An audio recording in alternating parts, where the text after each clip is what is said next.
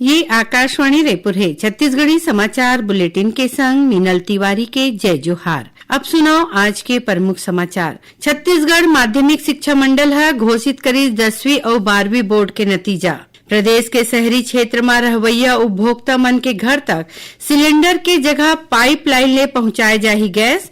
राज्य मंत्रिपरिषद है आज एक खबर नवा गैस वितरण नीति ला देहे मंजूरी। और छत्तीसगढ़ विधानसभा के एक दिवसीय विशेष सत्र काली राखे जाही। अब समाचार विस्तार ले। छत्तीसगढ़ माध्यमिक शिक्षा मंडल कोती ले आज 10वीं और 12वीं बोर्ड परीक्षा के नतीजा जारी कर दे गे है। मुख्यमंत्री विष्णुदेव साय ई क्लिक करके ये नतीजा ला ऑनलाइन जारी करीन। ये मौका में स्कूल शिक्षा मंत्री गजेंद्र यादव घलो मौजूद रहीन। 12वीं बोर्ड के परीक्षा में मेरिट सूची में बलौदाबाजार जिला के जिज्ञासु वर्मा हा बाजी मारीन। दूसरा नंबर में बेमेतरा जिला के ओमनी वर्मा और तीसर स्थान में रायगढ़ के क्रिस महंत हवै।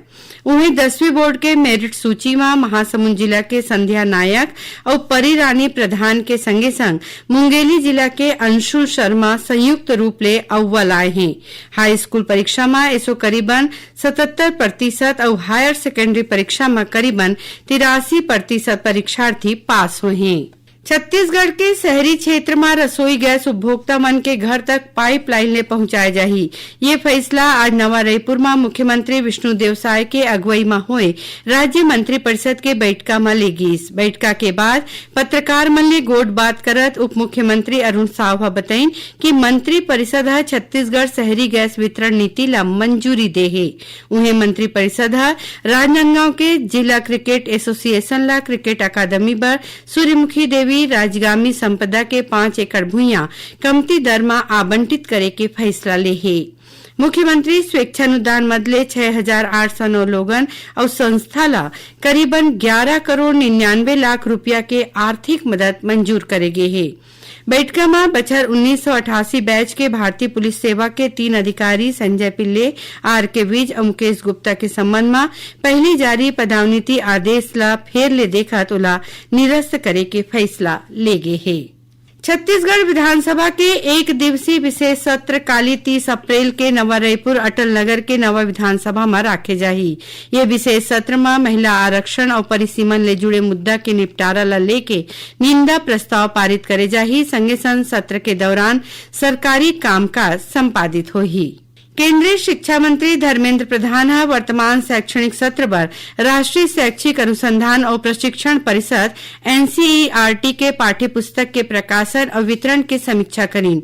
शिक्षा मंत्रालय बताया है कि श्री प्रधान राज्य और केंद्र शासित प्रदेश में किताब के उपलब्धता विशेष रूप ले गांव गंवई के क्षेत्र में रहवैया विद्यार्थी मन ला बेरा में किताब मिलाए एकर पर राज्य प्रशासन और वितरण एजेंसी संग समन्वय ला देखीन। ओमन आपूर्ति ला मजबूत कराए, छपाई क्षमता बढ़ाए और लोगन तक बेरा रहत किताब पहुंचाए एकर बर अधिकारी मन ला जरूरी निर्देश दीन।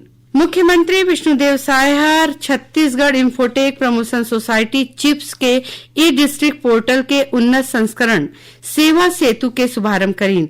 ये पोर्टल ले नागरिक मन ला 441 शासकीय सेवा एके प्लेटफॉर्म में मिलही। एमा 54 नवा सेवा शामिल हवै। मुख्यमंत्री यह बताइन कि अब व्हाट्सएप ले घलो नागरिक मन ला सेवा के जानकारी आसानी ले मिल सकही।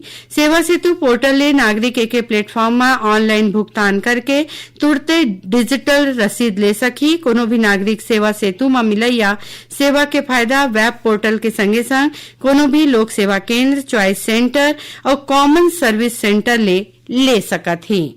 छत्तीसगढ़ में जनगणना 2027 के तहत चला स्वगणना के काली आखिरी दिन है।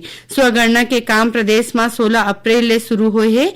एमा कोनो भी नागरिक तय ऑनलाइन पोर्टल se.census.gov.in ले खुदे अपन परिवार और मकान ले जुड़े जानकारी दर्ज करा सकत है। उन्हें प्रदेश में 1 मई ले मकान सूचीकरण और गणना के काम करे जाही। ये दौरान प्रगणक घर घर जाके आवासीय और गैर आवासीय भवन, उखर स्थिति, बुनियादी सुविधा जैसे पिए के पानी, शौचालय, बिजली, रसोई गैस, इंटरनेट और संचार व्यवस्था ले जुड़े जानकारी इकट्ठा करही। छत्तीसगढ़ी समाचार बुलेटिन आप मन आकाशवाणी रायपुर ले सुना था। अब आगू बढ़बो बाचे समाचार कोती। गर्मी के छुट्टी ला लेके छत्तीसगढ़ उच्च न्यायालय अधिसूचना जारी कर दे है। हाईकोर्ट ले जारी नोटिफिकेशन के मुताबिक 18 मई ले 12 जून तक गर्मी के छुट्टी रही। 15 जून ले हाईकोर्ट फिर खुलही। छुट्टी के बेरा जरूरी मामला की सुनवाई चलत रही। एक बार वेकेशन जज के नियुक्ति करेगे है, जौन बिहनिया 10:30 बजे ले कोर्ट के कार्रवाई पूरा करही। जरूरत पड़े मा सुनवाई के बेरा ला बढ़ाए जा सकत है। छत्तीसगढ़ में फेरस सल्फेट और फोलिक एसिड दवाई ला बांटे में CGMSC हर रोक लगा दे है। दवाई के गुणवत्ता ला लेके उठे सवाल के बाद जांच के काम शुरू कर दे गए है। जांच पूरा होए तक राज्य के आने आने सरकारी अस्पताल में देगे दवाई ला वापिस मंगाए के निर्देश जारी करे गए है। जानकारी के मुताबिक ये दवाई सिप्को फार्मास्यूटिकल्स को तिले सरकारी अस्पताल में देगे रही से। मामला आगू आए के बाद स्वास्थ्य विभाग कड़ा कदम उठात सबो अस्पताल ला स्टॉक तुरते वेयर हाउस में जमा कराए के निर्देश दिन है। राज्य सरकार अचल संपत्ति के रजिस्ट्री में लगैया 0.60% उपकर ला खत्म कर दे है। ये फैसला तत्काल प्रभाव ले लागू हो गए है। इमा अब अचल संपत्ति के अंतरण विलेय के पंजीयन में बाजार मूल्य के आधार में लगैया 0.60% उपकर ला पूरा खत्म कर दे गए है। भारतीय सेना में अग्निवीर भर्ती के लिखित परीक्षा के तैयारी करत उम्मीदवार मन के निःशुल्क प्रशिक्षण पर पंजीयन के काली आखिरी दिन है। उम्मीदवार रोजगार विभाग के आधिकारिक वेब पोर्टल में अपन पंजीयन करा सकत हैं। जिला रोजगार और स्वरोजगार मार्गदर्शन केंद्र रायपुर कोती ले उम्मीदवार मन ला निःशुल्क प्रशिक्षण दे जाही। ये प्रशिक्षण 4 मई ले शुरू होके 4 जून तक चलही। राज्यपाल रमेन डेका काली दुर्ग में जिला के ब्लॉक स्तरीय प्रशासनिक अधिकारी मन के बैठका लेके सबो स्कूल में शौचालय हवय कि नहीं ये सुनिश्चित करे के निर्देश दीन। ओमन ब्लॉक शिक्षा अधिकारी मन ला अपन अपन क्षेत्र के स्कूल के शौचालय के निरीक्षण करे बर किहिन और ये देखे बर किहिन कि शौचालय साफ सुथरा होना चाहिए। राज्यपाल किहिन कि जौन विद्यार्थी अपन पढ़ाई पूरा करे के बाद अभी कोनो बने संस्थान में काम करत है या दीगर क्षेत्र में उपलब्धि पाए हैं तो ओमन ला स्कूल में बुला के सम्मानित करना चाहिए। राज्यपाल जल संरक्षण और वृक्षारोपण ला बढ़ावा दे के संगे संग किसान मन ला जैविक खेती करे खातिर आगू आए बर किहिन है। धमतरी जिला में 500 सीट के क्षमता वाले सैनिक स्कूल के स्थापना करे जाही।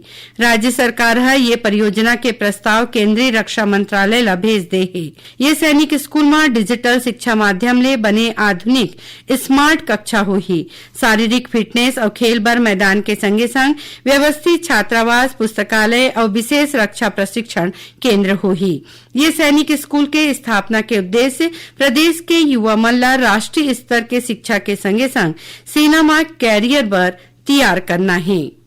और अब थोरकुन समाचार सार में रामलला दर्शन योजना में आज राजनांदगांव और दुर्ग रेलवे स्टेशन ले 850 श्रद्धालु अयोध्या बर रवाना हुई। दुर्ग जिला में 3 जन के हत्या के आरोपी रवि शर्मा ला तृतीय अपर सत्र न्यायाधीश आज मृत्यु दंड के सजा सुनाई। रवि शर्मा ऊपर 21 जनवरी बछर 2020 के भिलई के तालपुरी क्षेत्र में अपन पत्नी नोनी और एक आने मनखे के हत्या के आरोप है।